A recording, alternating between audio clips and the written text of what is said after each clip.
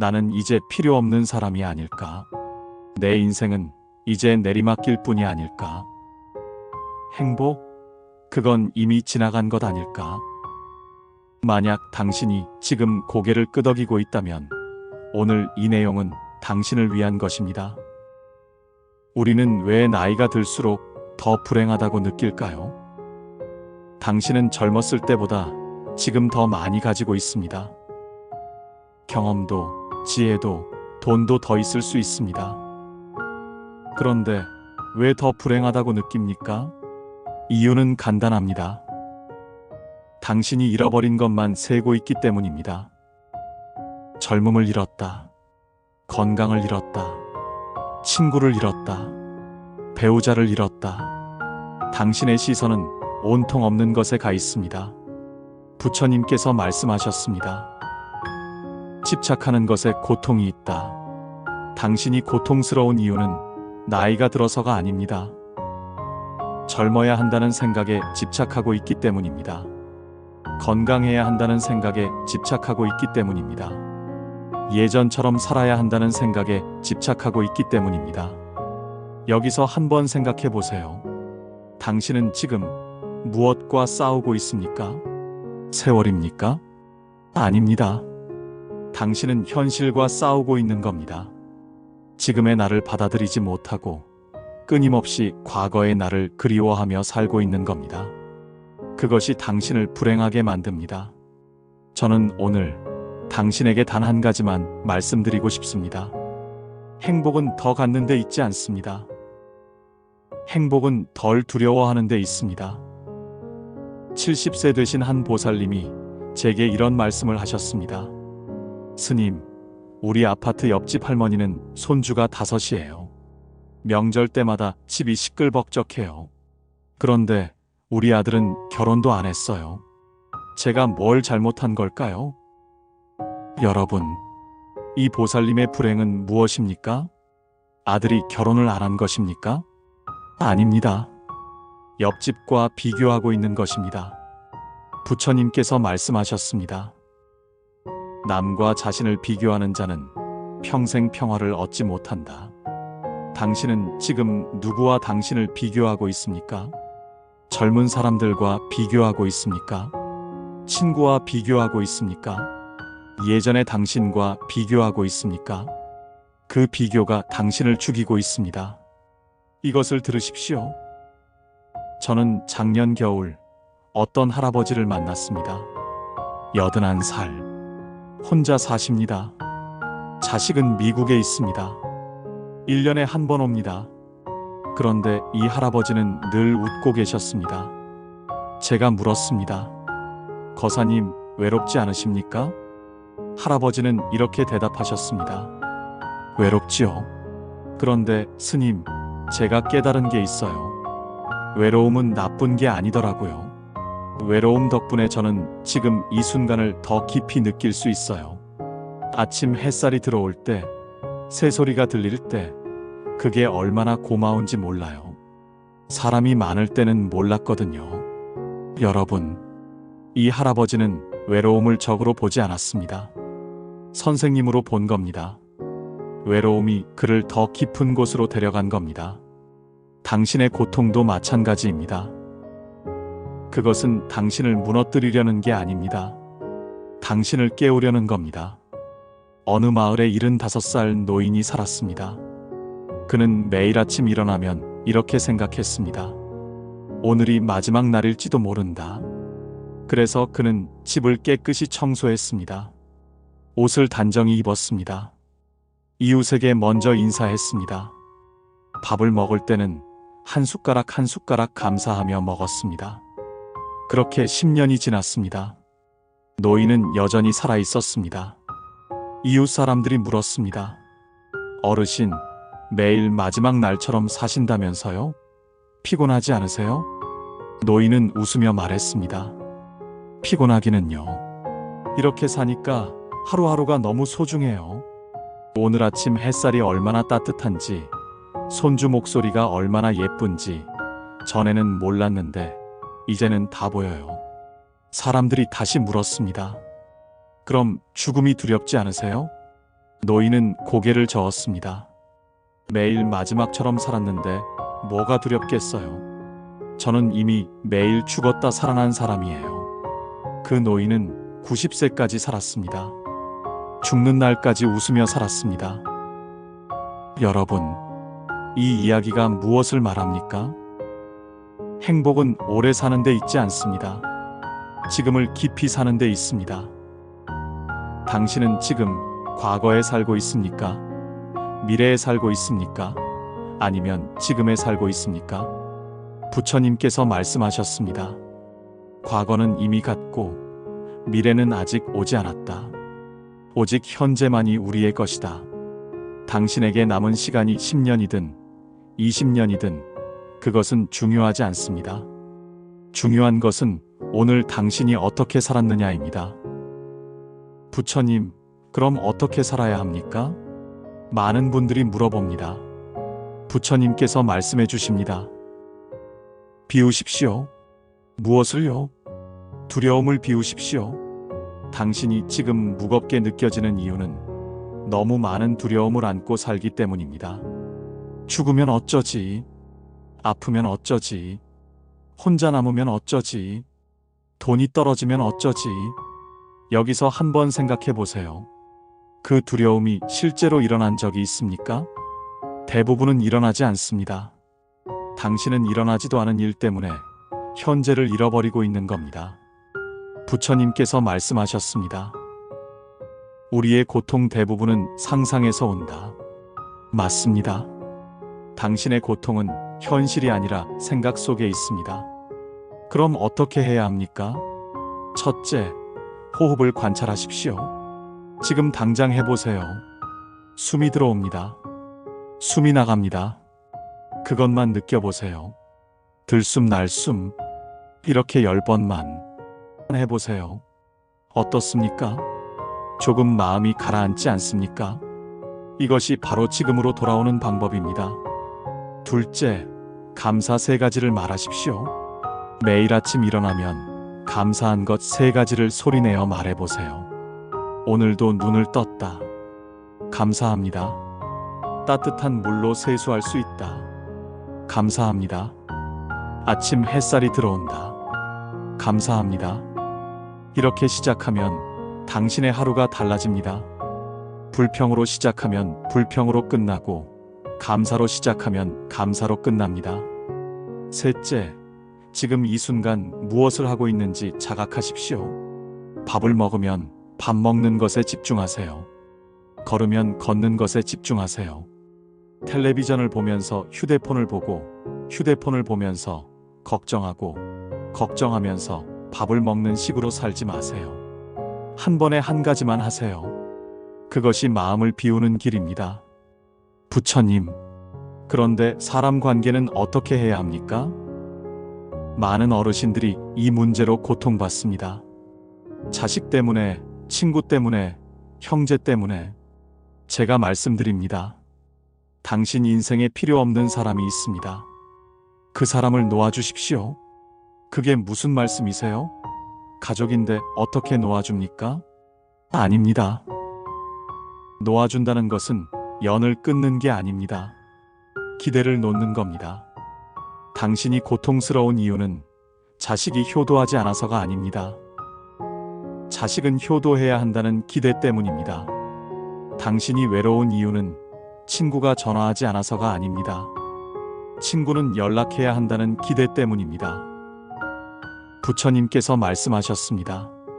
기대는 모든 괴로움의 뿌리다. 여기서 한번 생각해 보세요.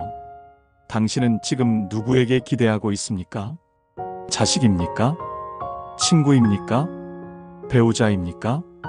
그 기대를 내려놓으십시오. 내 자식은 내 소유가 아니다. 그 아이도 자기 삶이 있다. 내 친구는 나를 위해 존재하는 게 아니다. 그 사람도 바쁘다. 내 배우자는 내 기대를 충족시키려고 사는 게 아니다. 그 사람도 힘들다. 이렇게 생각하면 상대가 조금만 해줘도 감사하게 됩니다. 기대가 없으면 실망도 없습니다. 실망이 없으면 원망도 없습니다. 원망이 없으면 관계가 편안해집니다. 그리고 한 가지 더. 당신을 힘들게 하는 사람이 있다면 거리를 두십시오. 그래도 가족인데, 가족이라고 해서 당신을 괴롭힐 권리는 없습니다. 그래도 오래 알던 친구인데, 오래 알았다고 해서 당신을 무시할 권리는 없습니다. 나이가 들수록 관계는 줄여야 합니다. 진짜 당신을 아끼는 사람 서너 명이면 충분합니다. 100명의 아는 사람보다 한 명의 진짜 친구가 낫습니다. 작년 가을, 제가 새벽 예불을 마치고 산책을 나갔을 때였습니다. 한 할아버지가 등산로에서 쓰레기를 줍고 계셨습니다. 84살. 허리는 굽었지만 손은 쉬지 않고 움직였습니다. 과자 봉지, 담배꽁초, 페트병 하나하나 주워서 비닐봉지에 담고 계셨습니다. 제가 다가가 물었습니다.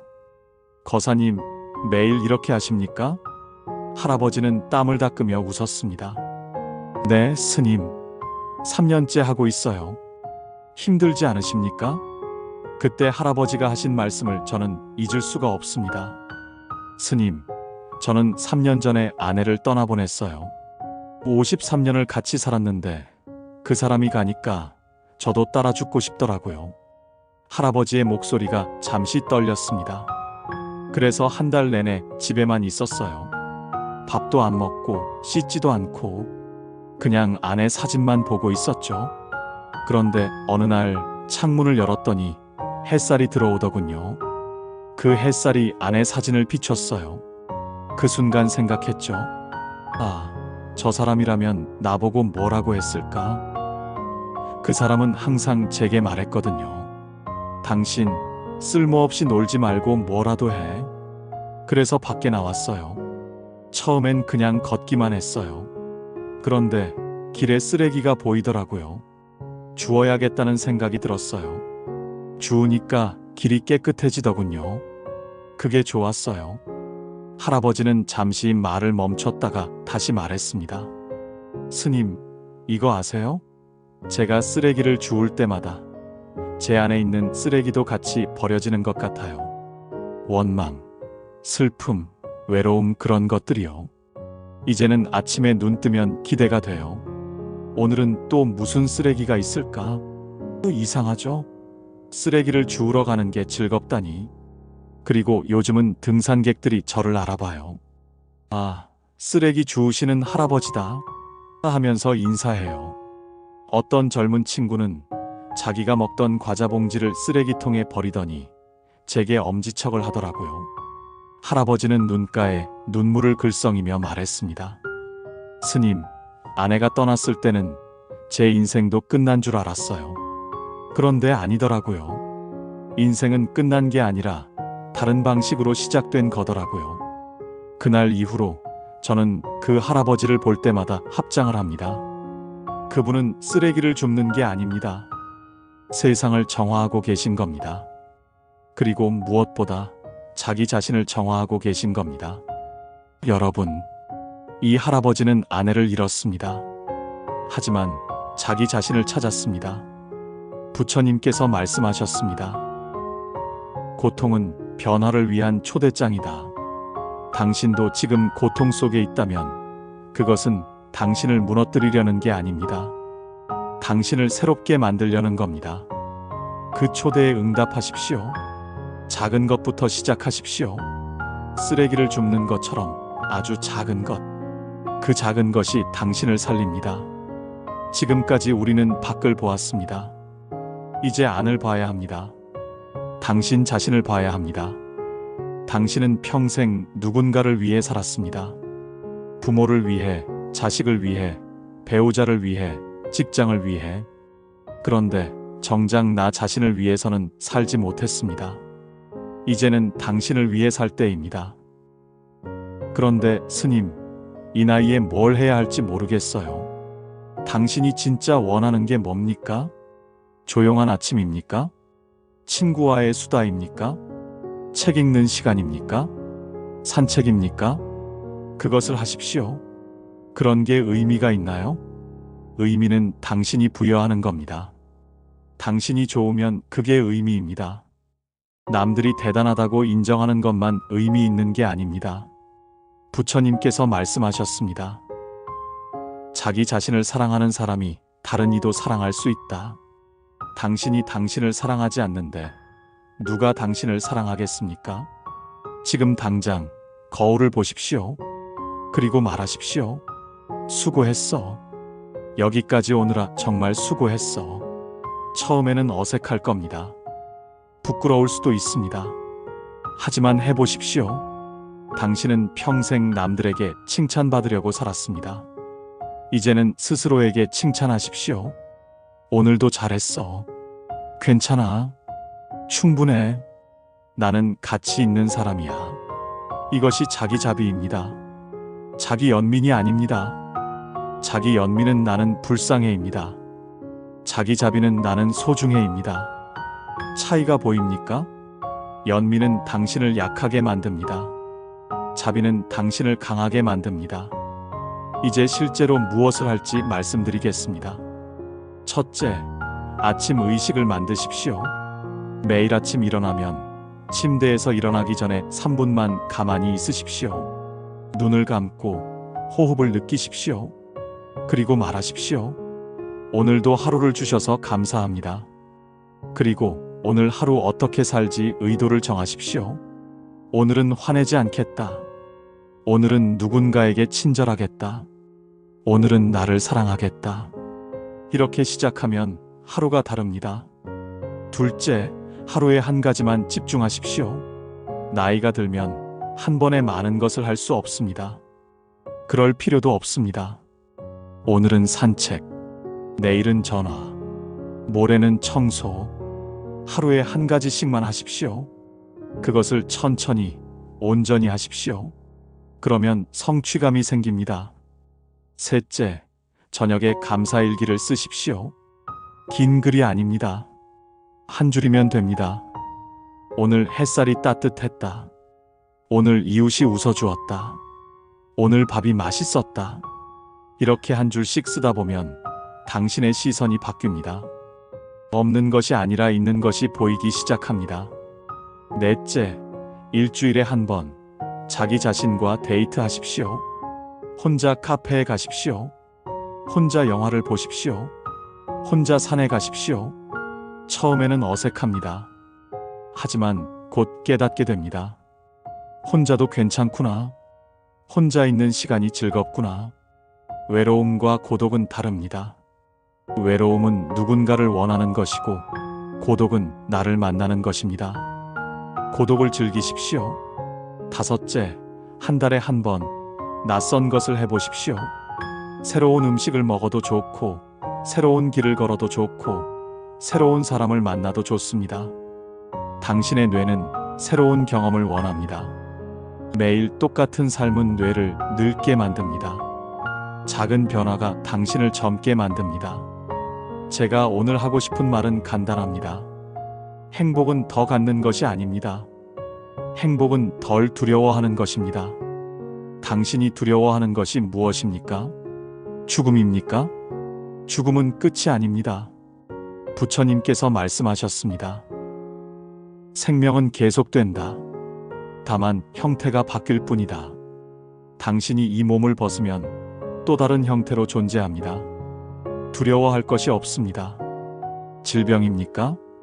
질병은 몸의 문제이지 당신 자체의 문제가 아닙니다. 당신의 본질은 병들지 않습니다. 외로움입니까? 외로움은 누군가와 함께 있어도 느낄 수 있고 혼자 있어도 느끼지 않을 수 있습니다. 외로움은 상황의 문제가 아니라 마음의 문제입니다.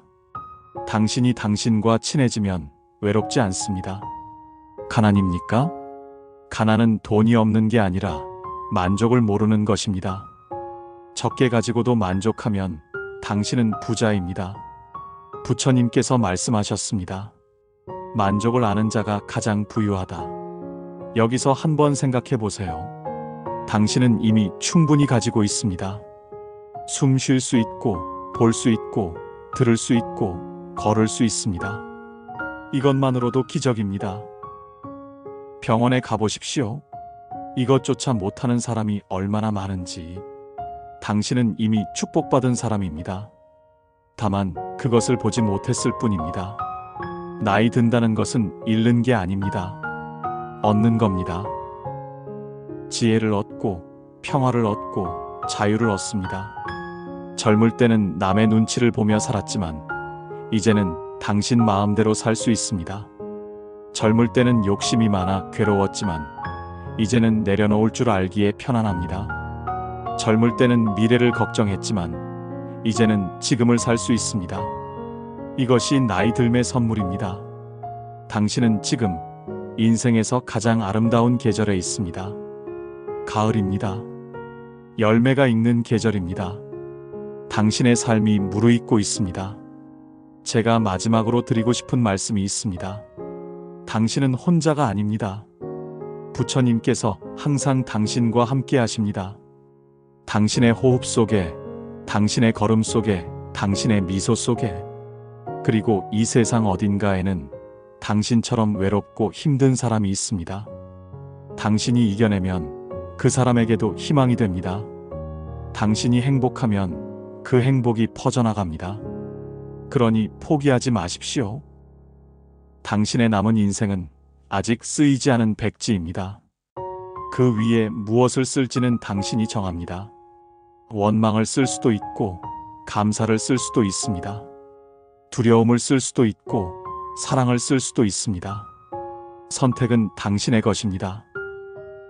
오늘 밤 잠들기 전에 한 번만 해보십시오. 가슴에 손을 얹고 천천히 말하십시오. 수고했어. 오늘도 잘했어. 내일도 괜찮을 거야. 그리고 깊이 숨을 쉬십시오. 당신은 이미 완전합니다. 부족한 것이 없습니다. 다만 그것을 보지 못했을 뿐입니다. 이제 보십시오. 당신 안에 있는 빛을. 그 빛이 부처님의 빛입니다. 나무 아미타불 관세음보살. 당신의 남은 인생이 평화롭고 기쁘고 사랑으로 가득하길 기원합니다.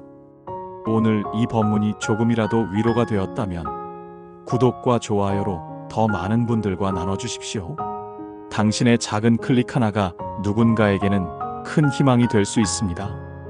부처님의 자비기원.